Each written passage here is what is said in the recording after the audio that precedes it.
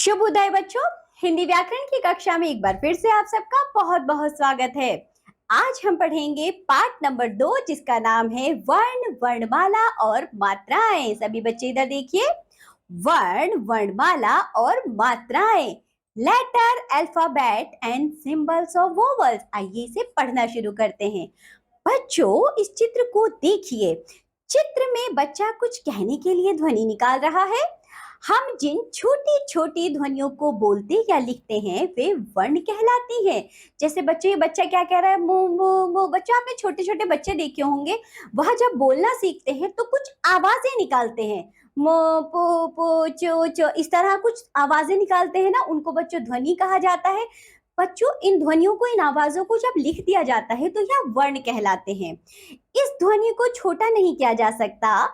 इन ध्वनियों के लिखित रूप को वर्ण या अक्षर कहते हैं। ध्वनियों का लिखित रूप वर्ण कहलाता है। इसके टुकड़े नहीं किए जा सकते। यह भाषा की सबसे छोटी इकाई है। आगे देखिए बच्चों, जैसे कि हमने कहा राधा।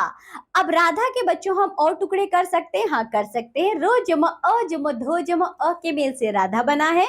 इसी तरह गाना, गो जमा अ जमा दो जमा आ के मेल से गाना बना है। गाती, गो जमा अ जमा तो जमा ई के मेल से गाती बना है। हे ह जमा ए के मेल से हे बना है।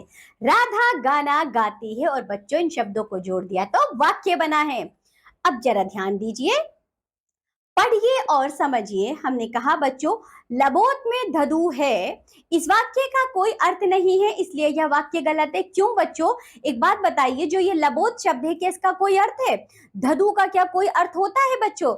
इसलिए इस वाक्य का कोई अर्थ नहीं निकलता, तो ये वाक्य बच्चों गलत हो गया। अब देखो बच्चों, ये जो लबोत है ना, इसके जो वर्ण आए हैं इस शब्द में बच्चों, इसे शब्द नहीं कहेंगे। इस निरर्थक शब्द में जो वर्ण आए हैं, यदि हम उनका क्रम पलट दें, जैसे कि हमने बो पहले लिया, तो बाद में ल बाद में, तो ये बन गया बोतल। बोतल में दूध है, तो बच्चों बोतल में दूध है। बोतल का भी अर्थ है, दूध का भी अर्थ है। बोतल में दूध है। हमें बात समझ में आ रही है। इस वाक्य के सभी शब्द सार्थक हैं, इसलिए यह वाक्य सही है। और बच्चों में अर्थ भी समझ में आ रहा है। हिंदी वर्णमाला में कुल 52 वर्ण हैं। ड और ड के नीचे बिंदु लगाने से ड और ढ ध्वनियां बनती हैं। इनकी गणना अलग नहीं की जाती। वर्णों को दो भागों में बांटा गया है, स्वर और व्यंजन। तो बच्चों, अब हम पढ़ेंगे अपने वर्ण, जिन्हें दो भागों में बांटा गया है, स्वर और व्यंजन। आइए इसे एक एक करके पढ़ते हैं। सबसे पहले देखिए, वर्णों के भेद, काइंड्स ऑफ लेटर। वर्ण दो प्रकार के होते हैं, स्वर यानी कि वोवल्स, व्यंजन यानी कि कॉन्सोनेंट्स। स्वर बच्चों किसे कहते हैं? जिन वर्णों को बोलने के लिए किसी अन्य वर्ण की सहायता लेनी पड़ती है, उन्हें स्वर कहते हैं। हिंदी वर्णमाला में 11 स्वर हैं। अ, आ, इ, ओ, उ, री, ए, ऐ, ओ, औ। अंग देखिए बच्चों, यह अनुस्वार है। इसका उच्चारण नाक से किया जाता है, जैसे हंस, कंगन, जंगल आदि। यह है बच्चों अनुनासिक यानी कि चंद्र बिंदु। यह अनुनासिक है। इसका उच्चारण नाक और मुंह दोनों से किया जाता है, जैसे कि कांटा, चांद, पांच आदि। यह है बच्चों अह, यह विसर्ग है। इसका प्रयोग व्यंजन के बाद होता है। इसका उच्चारण हो की तरह होता है, जैसे अतः, पुनः, प्रातः आदि। ये थे बच्चों स्वर। अब हम पढ़ेंगे व्यंजन यानी कि कॉन्सोनेंट्स। जिन ध्वनियों का उच्चारण करने के लिए स्वरों की आवश्यकता होती है, उन्हें व्यंजन कहते हैं। हिंदी वर्णमाला में मुख्य 33 कोसी हो तक व्यंजन हैं। 2 आगत वर्ण ड, ढ तथा 4 संयुक्ताक्षर छ, त्र, ज्ञ, श्र वर्णों को भी व्यंजनमाला का हिस्सा मान लिया जाता है। अतः कुल 39 व्यंजन है। देखिए कौन कौन से? क, ख, ग, घ, अंग, क, ख, ग, घ, अंग, च, छ, ज, झ, इया, ट, ठ, ड, ढ, अण, त, थ, द, ध, न, प, फ, ब, भ, म, य, र, ल, व, श, श, स, ह, छ, त्र, ज्ञ, श्र। हिंदी वर्णमाला में 4 ऐसे व्यंजन हैं जो 2 वर्णों के संयोग से बनते हैं, जो कि है छ, त्र, ज्ञ, श्र। ड़ और ढ।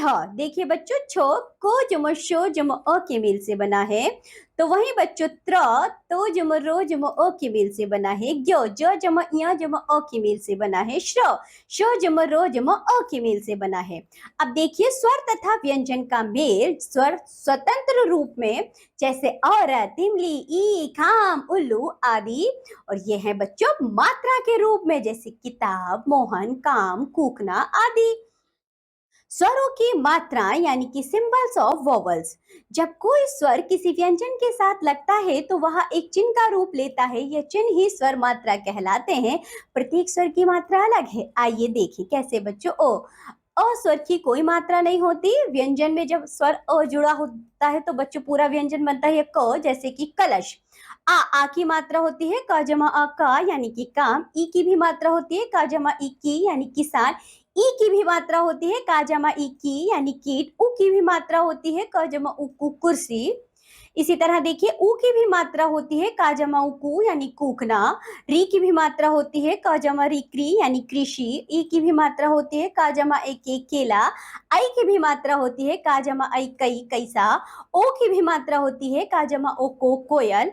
औ की भी मात्रा होती है का जमा औ कौआ। अब देखिए बच्चों अनुस्वार यानी कि अंग और व्यंजन के मेल से बने शब्द। यह अंगूर, पंख। विसर्ग अह और व्यंजन के मेल से बने शब्द। यह है प्रातः, छ और नमः। अब देखिए बच्चों वर्णमाला यानी कि अल्फाबेट। हिंदी की वर्णमाला की 33 ध्वनियां हैं।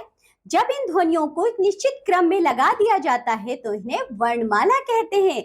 वर्णों का समूह वर्णमाला कहलाता है। तो बच्चों आपको समझ में आया वर्णमाला क्या होती है। जो हम वर्ण पढ़ते हैं उन्हें जब हम एक निश्चित क्रम में व्यवस्थित रूप से पढ़ते हैं उसको वर्णमाला कहते हैं। तो चलिए इसी के साथ ये पाठ होता है यहाँ समाप्त। तो बच्चों आज हमने पढ़ी वर्ण, वर्णमाला और मात्राएं। आज हमने जो भी पढ़ा है आप लोग उसका अच्छे से अभ्यास करिए। अब हम मिलेंगे आपसे अगली कक्षा में। तब तक के लिए बाय बच्चों।